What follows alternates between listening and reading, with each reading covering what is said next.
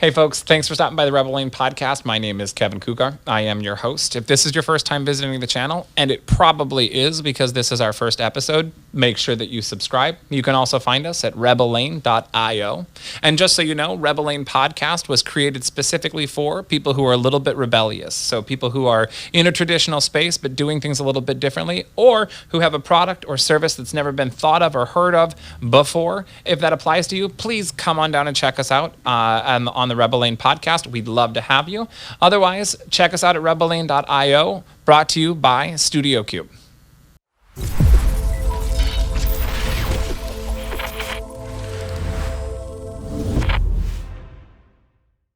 And we're here today talking to Meghan Johnson from Dear Strong Woman. And I think this is your first podcast. This is my first podcast. This is my first podcast too. Yay. So in the spirit of that, if we have all kinds of ums and ohs and breaks and not knowing what to say, totally normal because we're podcast newbies. Mm-hmm. So thanks for doing this. I really appreciate it. I'm excited to have you here. And so I guess we'll just jump into the conversation. Perfect. Tell us a little bit about who you are, what you're up to. Sure. I'm Meghan Johnson. I'm a life coach. I'm a writer, a speaker. I'm the founder of Dear Strong Woman, which is a community I created that operates on the idea that sharing the messy parts of ourselves is actually, one, it makes us stronger, but it also cultivates community. It brings us closer together. I'm also an overzealous dog mama. Muzz and Juno are my world. I'm in, this pandemic has shown me that I'm an equal opportunity cheese enthusiast. That's my go-to snack, guys. I also have this perhaps unconventional relationship with fear, with doing scary things that I think people raise eyebrows at me for. For example, I'm terrified of needles and I have 6 tattoos. I've quit jobs twice without having something else lined up. Sorry, Mom. And I've advertised for speaking events that I was hosting without having a place set up, and the world didn't end, and everything was fine. And I think my favorite thing every time I do that is this really heavy brick wall of fear that's in front of me in those moments. I find it's just made out of tissue paper, and it's the coolest thing. And from that, those are the kinds of conversations I have with people. They make them sweat a little bit, but it's so good. Is overcoming fear as a life mission? Mm-hmm. How does that relate to becoming a coach? It puts me in the driver's seat where I actually have to be the one to do it. I can't tell you how many planners I've bought because the planner didn't work, or how many different workout programs I've tried because the workout program didn't lose the weight for me.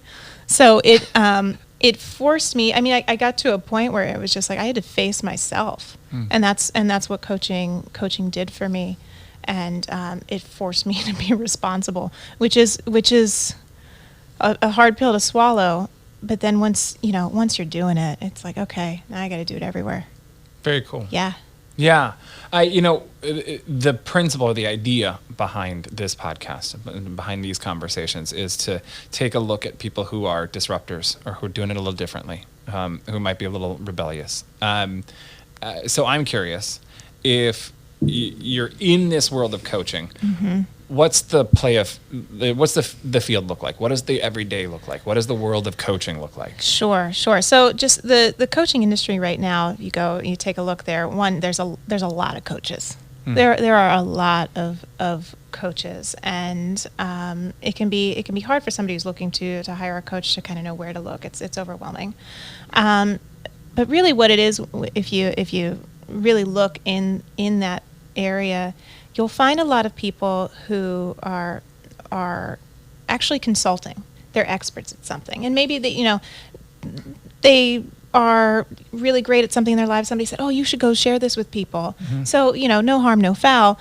But what that becomes then for people who are looking for a coach, that becomes the planner. Or the next workout. This person is sharing, hey, these are my 12 things that I did to change my life. You can follow this and do it too. And so that person is still looking for something external to fix their lives. And that's not coaching. It's really pretty and enticing, and I can't say I don't look at things like, oh yeah, nope, but it's not coaching. Very cool. Yeah. Very cool. So you've created I know that you are here today to talk about a group program that you've offered, that you created. Yeah.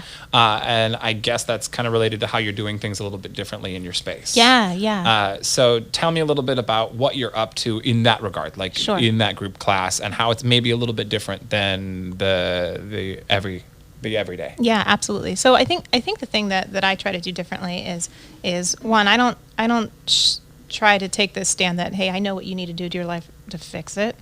Because frankly, I don't know what I need to do for my life to fix it over here. And I really try to embody this and emulate this idea that I'm in process with my own journey at the same time. So I'm not pretending that I have it all together over here so that I can show you the way. I'm actually right there with you. And what I've found is by doing that and being open with that, people can actually see themselves. And that's what they're looking for. Like, oh, if she can do that and she's got a lot of my same stuff, then I can do this, versus waiting for, oh, I just want that thing that she's promising. So with that, a couple things that I looked at in terms of the pandemic that's hit us in 2020, in terms of a lot of just injustices that are have a spotlight on them right now. I wanted to create a group coaching program that, one, would be more accessible to people, because coaching it can be expensive. And so I wanted something that was more accessible, more affordable, but also something that created community, because a lot of us are still cooped up at home with people that we love dearly, but we need a little space from, and maybe aren't the people for us to share our fears and our goals and whatnot, because they're actually bought into to us as a human being, wanting to keep us safe, maybe not wanting us to change because they know us a certain way. So with that, to venture out in that space, you have to be brave, and it requires courage. So the group coaching offering that I created is called the Courage Collective. And what it is we come together, we get connected, where we collaborate, because this stuff, you can't be doing it alone. Good for you, but holy cow, like get some people around you. And with the idea of conquering that fear, not eradicating it from you, not getting it out of your space, but actually being able to see it and say, hey, I see you, and I'm going to do this anyway, and I got my crew here with me who's going to help me. Very cool. Where did the idea come from? Oh, just my own, just living this. And anytime I'm up against something really, really scary, reaching out and not holding that fear hostage over here, because then it poisons you. It'll numb you and paralyze you. But actually, those moments where I feel like I'm right at the brink of, hey, I can either go or I can retreat, I call somebody. Sometimes that person's you. Yeah, well, it's cool, because I imagine that, like, there's safety in numbers, right? I imagine that, like, if you're not going it alone and you've got more people to talk to, you've got a tribe or a team, or I guess a cohort. That there's safety in numbers. There's a place to take as a sounding board and those kind of things. I imagine that that's something you have in your life, that you've got some experience with, and that's come into what you're trying to create here. Why groups? I think just there's a one-on-one, there's a certain kind of relationship, but I think the groups are very much it's a win for everyone. Because not only, a lot of times something that I'm, for myself, something that I'm working through, I can't see it for me, but I can see it through someone else. So the idea of actually having a group space where somebody may have a goal and feel stuck, but as they're seeing somebody else who has a goal, who's stuck and is actually working through that, they can actually see themselves in them. And it actually becomes this collaborative effort and this energy where, a rising tide raises all ships, where we can actually come together. And I think also I feel that the need for community is so needed right now in the world. There feels like so much division. And I think if we all just got a little a little more in each other's space and really heard the messy parts, the stuff we're really afraid of, we all have the same stuff. It's you may not have more to say, but I'm going to say more only because I want to know what's important, or why does it matter what you're up to. It sounds like you've already kind of answered the question about what's important and why it matters. What I guess I hear the big picture of what people will get from doing this, or why it's important from an individual standpoint, right? Can you talk a little bit about what being in a group like this does for the individual person? Yeah, sure. I mean, for one, I think it helps to keep the relationships you already have in your life very sacred, because you're not bringing this into that space where you want a spouse to actually be your accountability person who holds you to it. It just, suddenly sitting across the table at dinner might be a little sticky. So it actually creates a safe space where people can go get what they need without crossing those lines. So I think that's a big part of it. It can be an outlet. And to connect with people, I think selfishly my favorite thing about groups, and my favorite thing about the meetups that I do and whatnot, is bringing people together who are strangers, who actually aren't strangers, they just haven't met yet. And within minutes, by leading with maybe that tough question that we usually won't, it's suddenly people are connected. And they're like, oh, how have I not met you before? Like, we need to stay in touch. We need to. And when I have people from different walks of my life coming together and exchanging numbers, I'm like, it's my favorite kind of magic. Very cool. Yeah. You mentioned that coaching is becoming noisy. There's lots of them, lots of coaches. Yeah. And I don't remember 10 years ago knowing anything about coaching. I do recall, I do know a lot of coaches. I do see a lot in my newsfeed of coaching. Why do you think it's gotten cool? Why do you think it's become important? I think, why has it gotten cool? I think right now a lot of people are disrupting things in their own life and are looking for different outlets. So I think a lot of people are becoming coaches because they're looking for a way to contribute to the world, and also to feel like a leader in the space. I think a lot of people are actually craving to be leaders. I also think a lot of people are actually seeking coaching, and why it's become cool and popular is, I think a lot of, even just from like an organizational standpoint, a lot of people are shifting from this training model where you come in, you have 6-hour long training, you sit there, you take notes. When that training's over, you put those notes on your desk, it gets buried, you don't see them for another 3 or 4 months until you're cleaning. You're like, oh yeah, that thing I said I was going to do. But coaching is actually an ongoing process. It's the ongoing accountability, so that the conversation continues and it doesn't just become this thing that was a great idea one time. Yeah, I'll get to it. It's actually somebody in your space saying, hey, remember that thing? Have you done it yet? Yeah. What do you need? Consistently. Very cool. I appreciate that. It's you put it in a very easy way to understand without so that we don't have to make it so complicated. It's very cool. Yeah. And I can see why it's so attractive to people. Issue a challenge to the people who are listening. Tell us what you want us to take away from this conversation, or even just an abstract challenge. But it's something that I plan to ask everybody who does this. And thanks for being, again, the first guest on this. For This sure. is super Honored cool. to be a guinea pig. Thanks for being our guinea pig.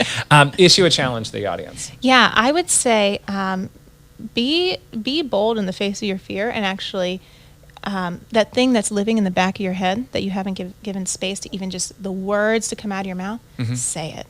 Sometimes just saying it and hearing your words hit your ears can be so freeing, can be so eye-opening. Just sometimes things live differently inside our head. Say it.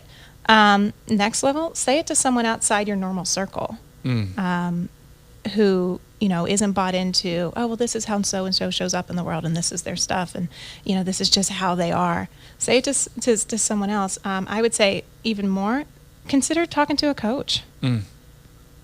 Very cool. Cool. Yeah. Tell me, before I lose you, tell me a little bit about the nuts and bolts, the mechanics. Group class, I can find it where? How long will is it virtual? I assume right now, obviously. Right. Give us nuts and bolts so that people who are interested, and I know that people listening are going to be interested, tell them how to find it and what it's going to look like. You can go to, my website is meghanjohnson.coach. Do that / The Courage Collective. You'll find it there, and I'm sure we'll have links to things so people can find it easily. The nuts and bolts of it, basically, 2020 has dealt us a ton of lemons. And there's still a ton of time left to make some pretty good lemonade. So nice. I feel like a lot of people have just chalked this year up to, well, that was a swell idea. We'll try again in January. And life is short. I can't, just wasting another 5 months or so just to, all right, we'll pick up again in 2021. So the group is right now is set up to carry us through to the end of 2020. What it is the bones of it is there will be, over the course of each month, there will be 3 group classes. And then one of those weeks will actually be me talking to the group members one-on-one to really check in and get a little deeper with some things. In the beginning, it'll be a lot more facilitated by me and just kind of, getting everybody going and whatnot. And I'm actually, anybody who applies, I'm doing one-on-one with them right now to feel them out and see how their fears show up and just, different things so that I can really curate these groups. But from there, each week will actually be a member of the group kind of in the share chair. I was going to use hot seat, but I think share chair sounds a little more inviting. Where they're actually bringing... Share chair. I like that. I'm going to take that. Where they're actually bringing, in service of their goals, something where they feel stuck or just something they're having a hard time busting through. And while they're getting some coaching, it's actually also bringing the group into that experience too, where, hey, John's experiencing this thing. Like, Sue, do you hear how that relates to your block with this writing project you're on? And then actually having the group listen to, like, hey, Dave, what did you hear in his share? Can you hear, what's your experience of what he just said? What do you think he needs? Really curating their listening and building that awareness too, all in service of them building that muscle within themselves or in the relationships they're in, realizing like maybe things aren't as personal as we may take them, or a lot of times people are responding to us from a place of fear, maybe from a place of love too, but just really building that awareness. So that we can stay committed to their goals. Rock on. Thanks. Very cool. So you've already talked about your website is meghanjohnson.coach, not com. Yes. Coach, just like the word is spelt. And that's where they can find out about they can also, I assume, find you on Facebook, Instagram, all those the kind places. of things. Yeah, on Instagram. I'm, excuse me, I'm at Miss Meghan J, but there's an H in my name. Again, thanks, Mom. So you can find me there. And you can also find out about Dear Strong Woman on Instagram. It's Dear_Strong Woman. Very we've got cool. lots of things. We'll find too. a place to put it on our website as well, and in our channel. Yeah. So we'll find other places to tag it as well, so that people can find you. Before I let you go, and I promise I'm about to, is there anything that when you leave this room, you get in your car, you're about to drive away, you're going to go, oh, I wish I had talked about or said. I just want to leave space in case there's anything you might have wanted to cover that we didn't talk about. Yeah, I think the only other thing I would say is, and perhaps this is more of a challenge for people, is to really look at, this group may be really great for somebody who just kind of feels like there's got to be something else. Like this can't. The catalyst that took me into coaching was I was a burnout teacher, and I was coping with my grandmother had passed, and there was a lot that I was trying to just put on this brave face and handle it. And I was not handling it well. It was really messy over here. And it got to a point where I felt like I was in this straight jacket ready to burst at the seams. Like there's got to be something more. So for anybody who may feel something similar right now, come talk to me. Very cool. If you want to know more about Meghan Johnson or about Dear Strong Woman, check her out at meghanjohnson.coach. Check her out on social media. Instagram handle one more time is Miss Megan J with an H. Very cool. And if you like the podcast, please subscribe, follow our channel, whatever the thing is. This is our first one, so we're super excited about it, but we will have many more. If you want to participate, please inbox us at info@rebellane. I don't even know. .io. Scott's helping me out over there. Thank you again, Meghan, for being here today. Of course. I really Thanks for appreciate having it. me. And we'll see you guys on the next one.